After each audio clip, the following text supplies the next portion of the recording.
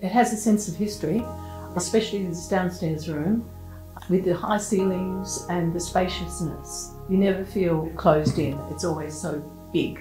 I think that it's a big house, and if you really need your space, there's places to go that you can get away.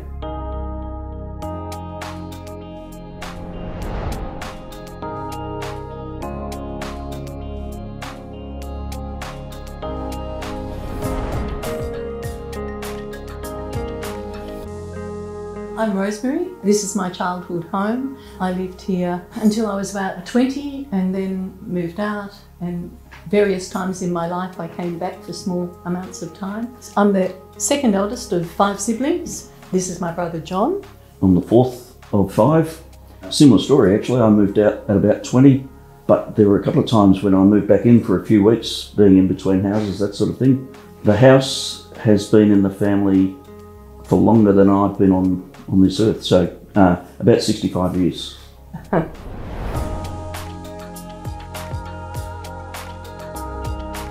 One of the most unique features is the tall, high ceilings. It has this feeling of spaciousness. The house was originally probably about 120 years old, so that's most of the downstairs. Mum and Dad renovated it in about 1960 and built on upstairs and out the back. The fact that it is so big and there's 7 bedrooms, as kids we always had our own bedroom. You had your own private space, and at one stage Mum and Dad moved downstairs. Upstairs was just to us kids basically.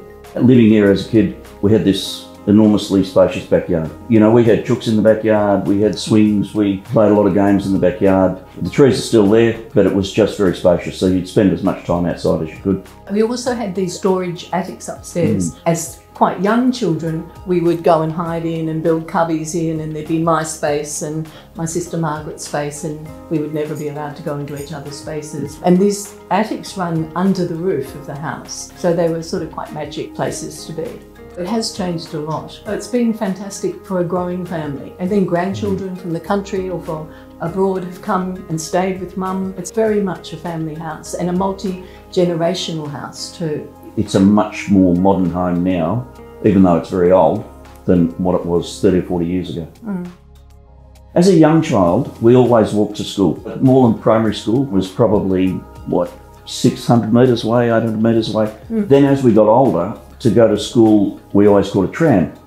There's trams up in Sydney Road, there's trams down in Nicholson Street. You didn't have to drive in those days, you could always catch public transport. Even when we started going to uni, Melbourne Uni was like 25 minutes away on the tram. You know, it's very easy. And as kids, I was always on my bike heading down there with mates.